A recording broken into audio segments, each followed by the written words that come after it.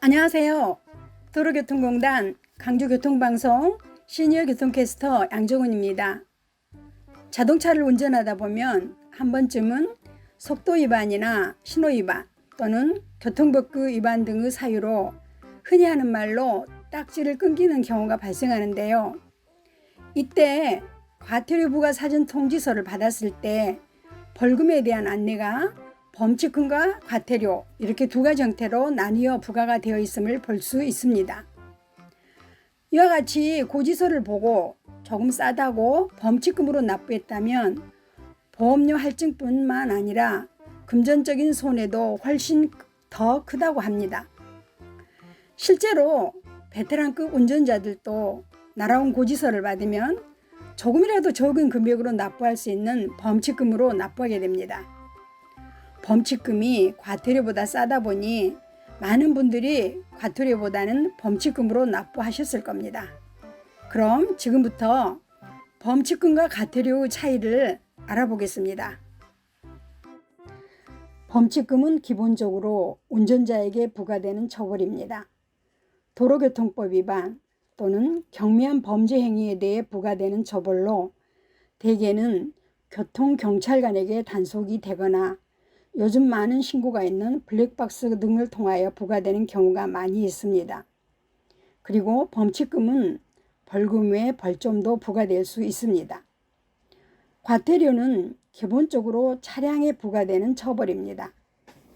과속카메라 또는 무인단속 카메라 등을 통하여 단속이 되었을 때 운전자를 특정할 수 없는 경우 과태료가 부과되는데 이때 차량 소유주에게 과태료 처분이 부과되게 됩니다.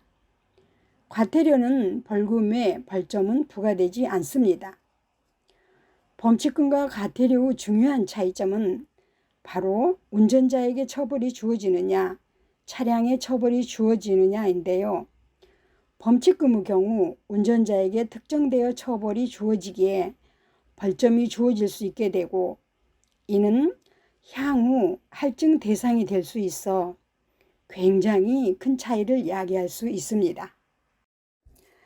그리고 납부 기일을 지키지 않고 미루게 되었을 때에도 과태료와 범칙금은 차이가 있습니다.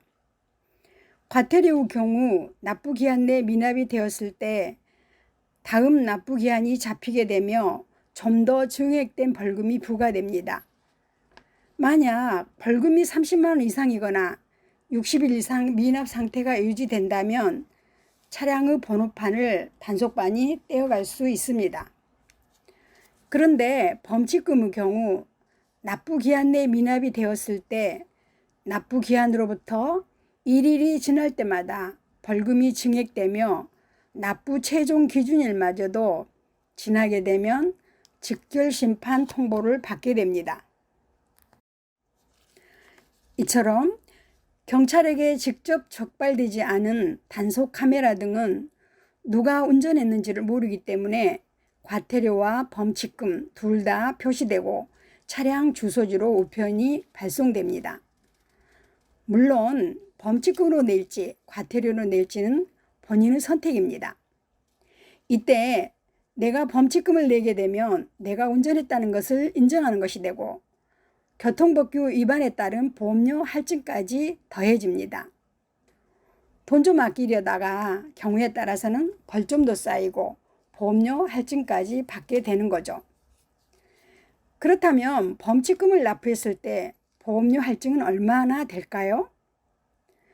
자동차 보험료 할증 기준은 보험사마다 할증 비율이 조금씩 다를 수 있지만 일반적으로 신호위반, 중앙선 침범, 속도 위반 등을 2, 3회 위반 시 5% 정도 할증되고 4회 위반 시 10% 정도 할증됩니다.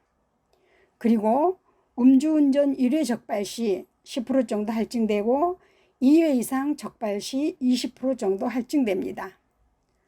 절대 하지 말아야 하는 무면허 뺑소니인 경우 횟수에 상관없이 20% 정도 할증됩니다. 이렇듯 10,000원 정도 아끼려고 범칙금으로 냈다면 오히려 자동차 보험료가 할증되어 더 큰 손해를 볼 수도 있다는 거죠. 물론 무사고 안전운행하고 법규 위반 등이 없는 분들에게는 보험료 할인 혜택이 적용됩니다. 결론적으로 교통법규를 위반했다면 조금 싼 범칙금보다는 과태료를 내는 것이 좋고, 사전 납부 시에는 할인도 되니까 과태료로 납부하는 것이 현명합니다. 더 말할 것도 없이 교통법규 위반 고지서를 받지 않는 게 최선이겠지만, 받게 된다면 위와 같은 차이를 명심하여 납부하시기 바랍니다. 지금까지 도로교통공단 강주교통방송 시니어 교통캐스터 양정훈이었습니다.